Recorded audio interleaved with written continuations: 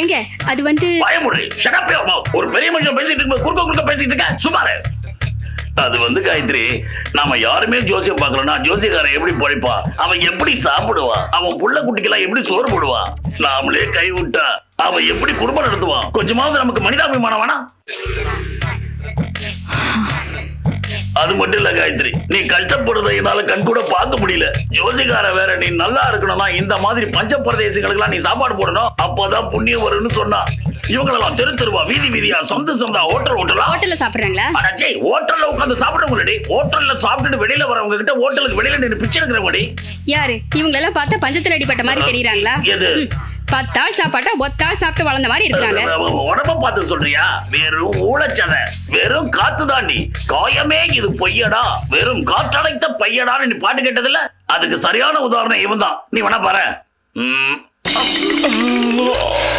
காத்துதான் வருது என்ன இப்ப இவங்களுக்கு எல்லாம் வயிறார சாப்பாடு போட்டு துணிமணி கொடுக்கணுமா ஆமா காயத்ரி ஏங்க இப்படி திடீர்னு 100 பேரை கூட்டி வந்து சாப்பாடு போடுனா எங்க போறது 100 பேர் இல்லடி 10 பேர் தான் எண்ணி பாரு ஓ 10 × 10 100 அந்த கணக்கு வந்துட்டியா மாச கடைசியாச்சே வீட்ல அரிசி பருப்பு உப்பு புளி மிளகாய் எல்லாம் இருக்குமான்னு யோசனை பண்ணி பாத்தீங்களா இதுல வேற புடவை ஜாக்கெட் வேஷ்டி சட்டை உங்களுக்கு கொஞ்சம் கூட அறிவே இல்ல அறிவனா இல்லம்மா நான் காயத்ரி மேல பாசம் இருக்குது பாசம் மட்டும் இருந்தா போதாது பணமும் வேணும் அது உங்ககிட்ட இருக்கா இருந்தா நான் ஏன் இவங்களை கூப்பிட்டு இங்க வர நேரா மில்லி கடைக்கு போயிருப்பேன்ல மளிகை கடைக்கு போயிருக்க மாட்டேன் சொல்ல வந்தேன் என்ன சொன்னீங்க இல்லம்மா கையில பணம் இல்லைன்னா துணியை மட்டும் கட் பண்ணிட்டு சோறு மட்டும் போடலான்னு ஜோசியர் சொன்னாரே நான் சொல்றேன்னு தப்பா நினைச்சுக்காது காயத்ரி நானே கூட உன் ஜாதகத்தை காமிச்சு தோஷம் ஏதாவது இருந்தா பரிகாரம் பண்ணலாம்னு நினைச்சிட்டு இப்பதானே நீ என் பொண்டாட்டி மாதிரி பேசுற என்ன நீ அவர்தான் அப்படி சொல்றாருன்னா நீங்களும் அதே மாதிரி பேசிக்கிட்டு இல்லம்மா எவ்வளோ காசு செலவு பண்றோம் ஒரு நல்ல காரியத்துக்கு செலவு பண்ற தப்பு இல்ல மாச கடைசி ஆச்சுன்னு பாக்குறேன் ஸ்கூட்டிக்கு பெட்ரோல் போட கூட காசு இல்ல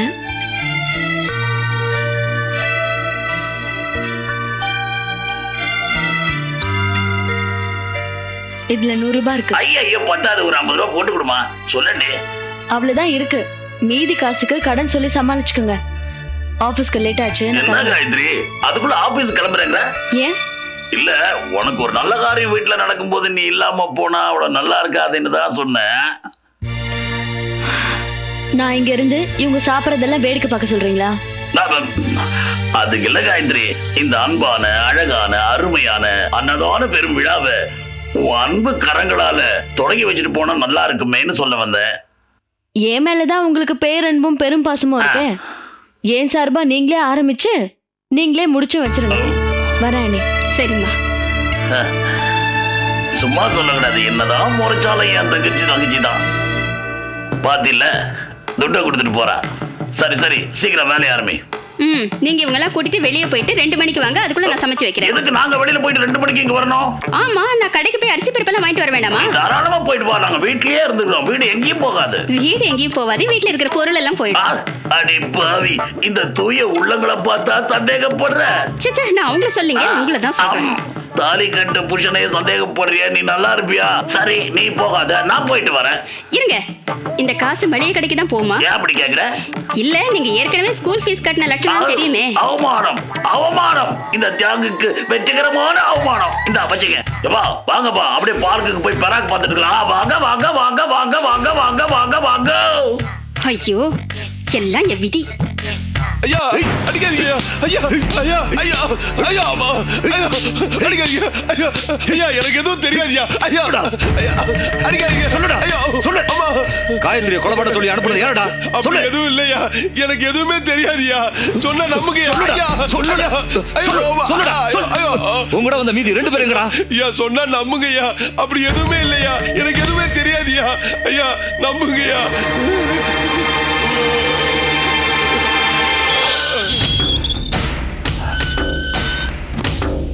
திருநாத்திரி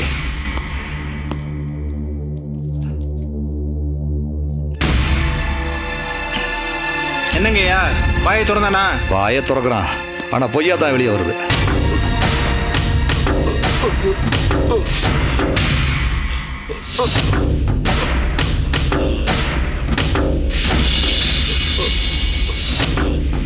அம்மா மதியம் சாப்பிட்டானாயா? அதான் நீங்க எதுவும் கொடுக்க வேணாம்ட்டீங்களே ஐயா. அப்ப நீ ஒன்று செய், மதியத்துக்கும் சேர்த்து நம்ம கடை பிரியாணி வாங்கி கொடு.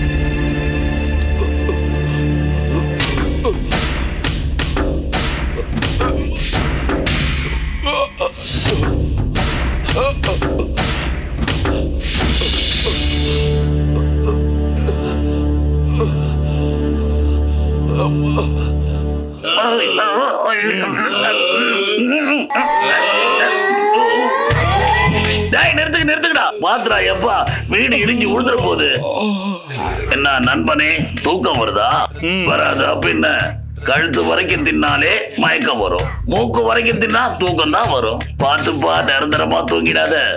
அவங்கள அனுப்பிச்சிட்டு சீக்கிரம் வாங்க, சாப்பிடலாம். உனக்கு பாய்ச்சா நீ போய் சாப்பிடு, என்ன ஏட்டி தொலைப்படுற போடி.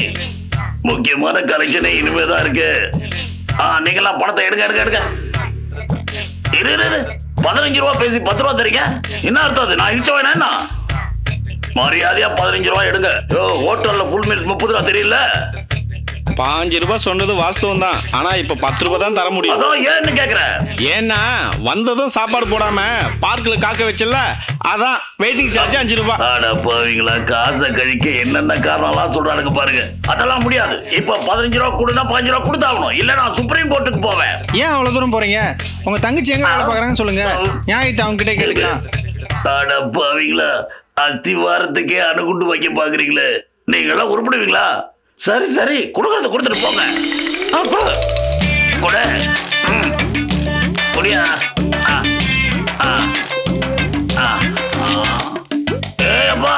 போகும்போது சோடா குடிச்சிட்டு போங்க. எதுக்கு? நான் ஒரு சாபம் கொடுக்க போறேன். நீங்க தின்ன சோறு செரிக்காது, அதுக்குதான். சரி சரி. மீல்ஸ் 10 ரூபா, சோடா 5 ரூபா, 15 ரூபா சரியா போச்சு. தியாகுவா கொக்கா நானா? 100 ரூபாயா? 150 ரூபா செலவு பண்ணி 100 ரூபா சம்பாதிக்கிற ஒரே அறிவாளி நானா தான் இருக்கணும். என்ன பண்றது? இந்த பொம்பளைங்க கிட்ட குடிக்கிறதுக்குன்னு நேரடியா பணம் கேட்டா தருவானுங்களா? ஏதாவது ஒரு வழி பண்ண வேண்டியதா இருக்கு.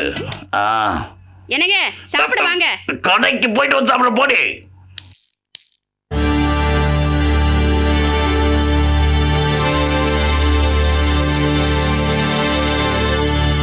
ஐயா வணக்கம் ஐயா. எங்க வீட்டுக்காரரு கருவாடு குழம்புனா ரொம்ப பிடிக்கும்யா. இங்க ஜெயில சாப்பிட்டுருக்க மாட்டாருங்கய்யா, அதனால கருவாடு குழம்பு செஞ்சு எடுத்துன்னு வந்துருக்கேன்யா. இது என்ன போலீஸ் நினைச்சியா உன் வீடு நினைச்சியா? யோ, அவன் பண்ண தப்புக்கு இந்த அம்மா என்னையா பண்ணுவாங்க? அவனுக்கா இல்லைனாலும் இந்த அம்மாவுக்காக இன்னைக்கு ஒரு நாள் வீட்டு சாப்பாடு சாப்பிடட்டும். ரொம்ப நன்றிங்க ஐயா. நீ அந்த அம்மாட்ட அந்த சாப்பாடு கறியை வாங்கி கொடு. சரி குடுமா, நானே கொடுத்துறேங்க ஐயா. ஊட்டி விட வேண்டியதானே? கோச்சுக்காத மகாலிங்கம், அவங்களுக்கு நம்ம ரூல்ஸை பற்றிலாம் தெரியாது. இங்கே பாருமா, கைதிங்களுக்கு வெளியில இருந்து சாப்பாடெல்லாம் கொண்டு வரக்கூடாதுன்னு சட்டத்தில் இடம் இருக்கு. மகாலிங்கம், அந்த சாப்பாடு கரியர்ல ஏதாவது விஷம் இருக்கான்னு செக் பண்ணிட்டு கொண்டு போய் கொடு. குடுமா.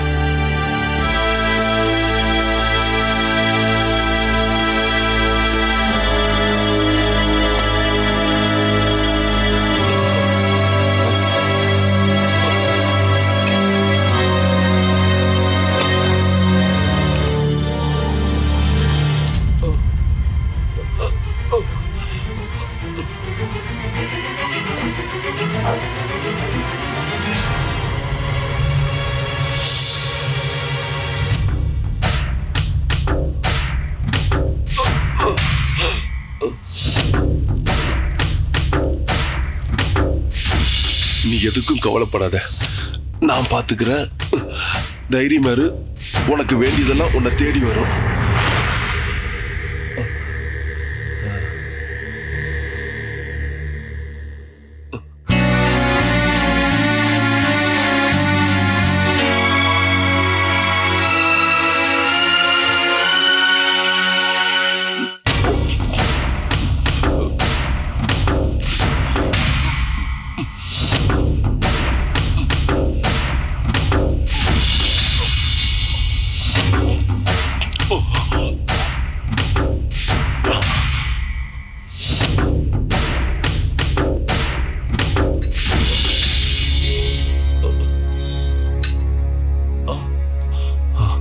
கண்ணம்மா, நீயா? ஏன் நான் வரக்கூடாதா?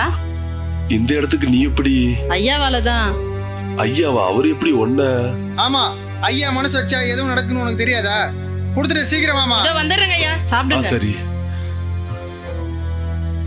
உனக்கு வேண்டியது உன்னை தேடி வருது. ஐயா சொல்றது சரியாதான் போச்சு. கருவாட்டு குழம்பு நம்மளை தேடி வந்திருக்கு.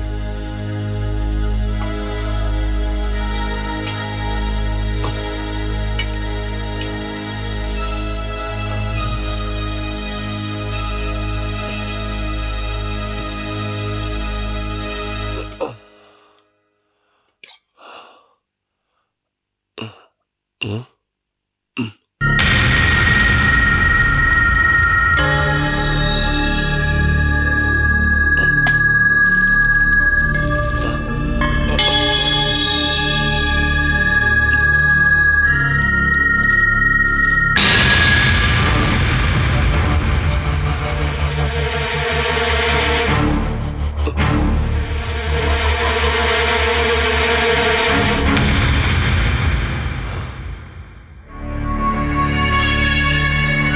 தொடர்பு கொள்ளவும் உனக்கு வேண்டியது உன்னை தேடி வரும்.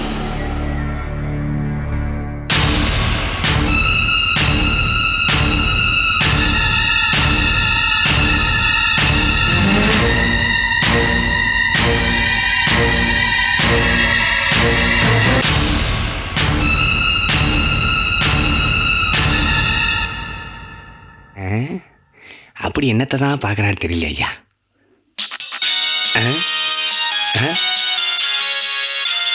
ஐயா நீங்க ஃபைல் பாருங்க, நான் எதுக்கு இருக்க உங்க பிஏன்னு நான் அட்டன் பண்ற போனேன்.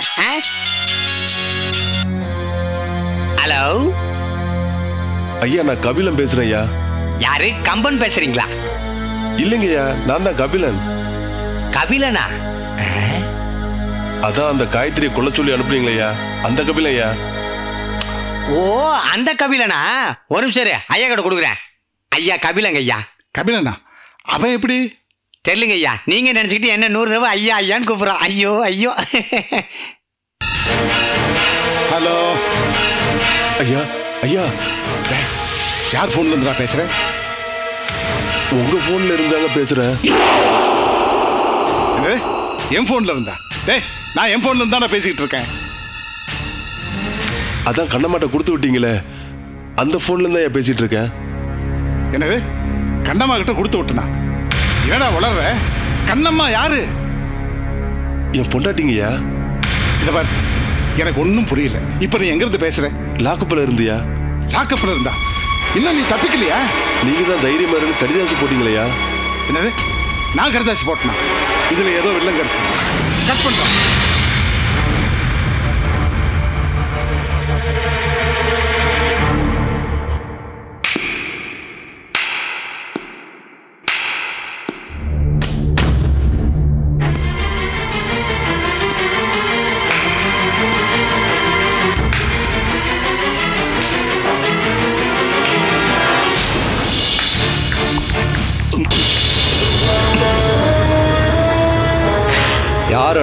யார் அனுப்புனது எத்தனை தடவை கேட்டேன், சொல்ல மாட்டேன்னு அடம் பிடிச்சி இல்ல. இப்ப பாத்தியா, கண்டுபிடிச்சல. உன்னை அனுப்புனது உமாபதி தான். ஏய்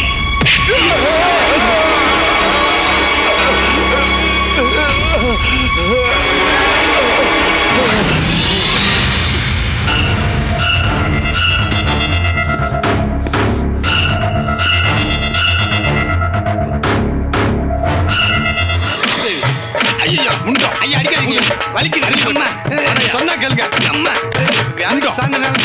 ஜாஸ்தியா இருக்கு. அறிவுக்காடா உனக்கு? கபிலன் பேசுறான்னு உடனே கட் பண்ண வேண்டியது தானடா. எங்கிட்ட ஏன்டா கொடுத்த? அவன் தாங்க உங்ககிட்ட பேசணும்னு பிரியப்பட்டா. அம்மா நாங்க 2 பேரும் மாமா மச்சான் பாரு. அதான் போன் எடுத்து கையில கொடுத்தேன்.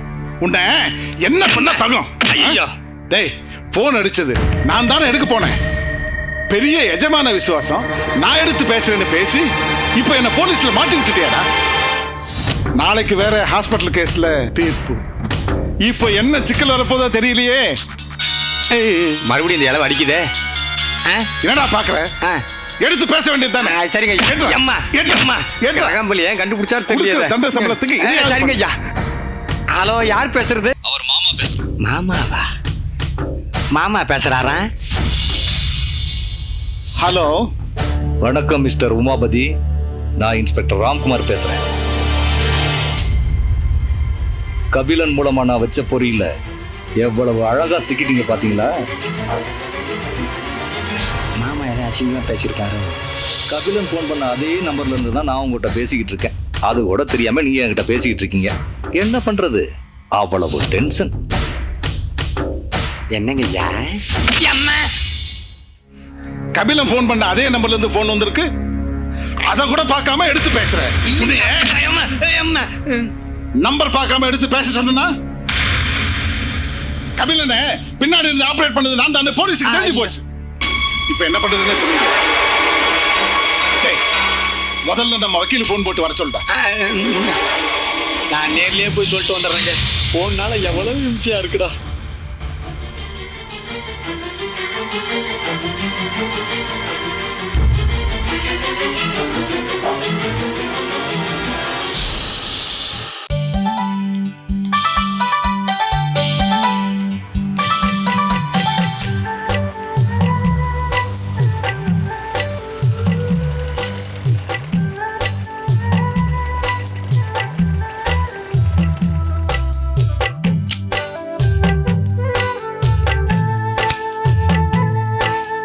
விஜயா, யாரோன்னு பாத்தியா? நான் தான் கார் ஓட்டிட்டு வந்தேன். எனக்கு இப்ப கார் ஓட்ட தெரியும். கார்ல இருந்து நீங்க மட்டும் தானே இறங்கி இருக்கீங்க. அப்ப நீங்க தான் கார் ஓட்டிட்டு வந்திருப்பீங்க. நீ சொல்றதும் கரெக்ட் தான். சரி வா போலாம். எங்க? கம்ப்யூட்டர் கிளாஸுக்கு தானே போற? ஆமா. நானே உன்னை கார்ல கூட்டிட்டு போய் டிராப் பண்ணிடுறேன். டெய்லி என்ன டிராப் பண்ணுவீங்களா? டெய்லியா? அது முடியும் விஜயா. எப்படி முடியும்? அது அது இது உங்க சொந்த காரா? உங்களுக்குன்னு சொந்தமா ஒரு கார் வாங்குங்கன்னா ஏன் ஓசி கார் எடுத்துட்டு வந்து பந்தா கட்டிட்டு இருக்கீங்க?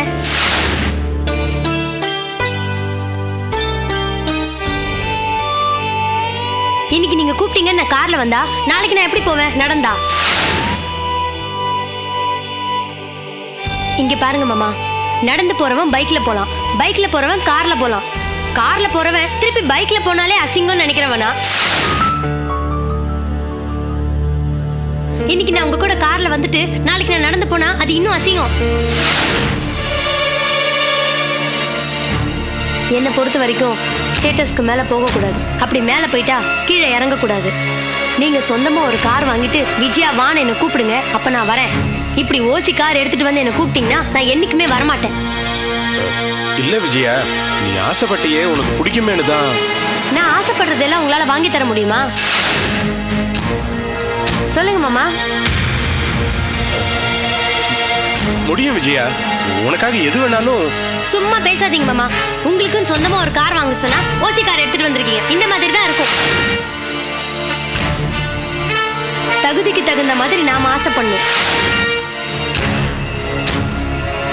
இல்லையா? நாம ஆசைப்பட்டதை அடைய முயற்சி பண்ணணும். என் ஆசையை எப்படி பூர்த்தி செஞ்சுக்கணும்னு எனக்கு தெரியும். உங்களுக்கு தினமும் கார்ல போகணும் வரணும்னு ஆசை இருந்துச்சுன்னா சொந்தமா கார் இருக்கிற பொண்ணா பார்த்து லவ் பண்ணி கல்யாணம் பண்ணிக்கங்க.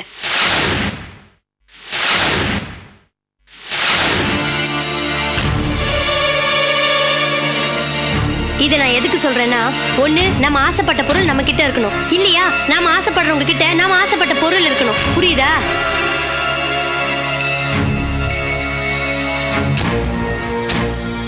நான் வரேன்.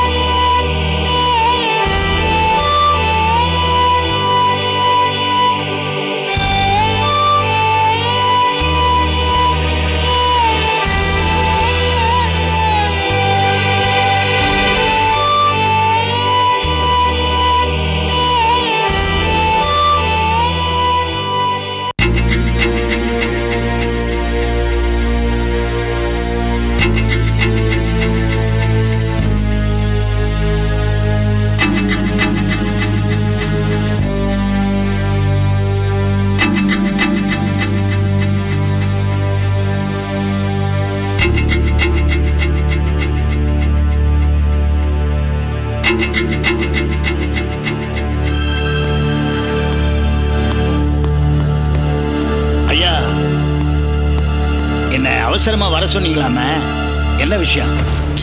கொஞ்ச நேரத்துக்கு முன்னாடி கபில எனக்கு போன் பண்ணிருந்தான். அதே நம்பர்ல இருந்து அவனை தொடர்ந்து இன்ஸ்பெக்டர் ராம்குமாரும் பேசினான். அந்த கபிலனுக்கு உங்களுக்கு தொடர்பு இருக்குங்கிற விஷயம் இன்ஸ்பெக்டருக்கு தெரிஞ்சு போச்சோ? அந்த இன்ஸ்பெக்டர் என்கிட்ட பேசும்போது கூட கொஞ்சம் திமிரா தான் பேசணும். அப்போ ஒன்று பண்ணுங்க, உடனே நீங்க எங்கேயாவது கிளம்பி போங்க. நீங்க இங்க இருக்க வேண்டாம். என்னது, ஊரை விட்டு ஊர் ஓட சொல்றியா? உங்களை போய் நான் அப்படியெல்லாம் சொல்லுவேனா? மெட்ராஸை விட்டு வெளியிலையோ இல்ல மெட்ராஸ்லயோ 2 நாளைக்கு நீங்க தலைமறைவா இருங்க. பாருங்க, நாளைக்கே முன்ஜாமீன் தாக்கல் பண்ணி முன்ஜாமீன் கிடைச்ச உடனே உங்களை நான் வெளில கொண்டு வந்துடுறேன். அவ்வளவுதானே? என்ன அண்டர் கிரவுண்ட்ல இருக்க சொல்றியா? நீங்க எப்படி வேணும்னாலும் நினைச்சுக்கீங்க. இப்ப நான் பேசிட்டு இருக்கிறதுக்கு நேரம் இல்லை. அந்த இன்ஸ்பெக்டர் ராம்குமார் இருக்கான, அவன் ரொம்ப மோசமானவன். எந்த நேரத்திலையும் அவன் இங்க வரலாம்.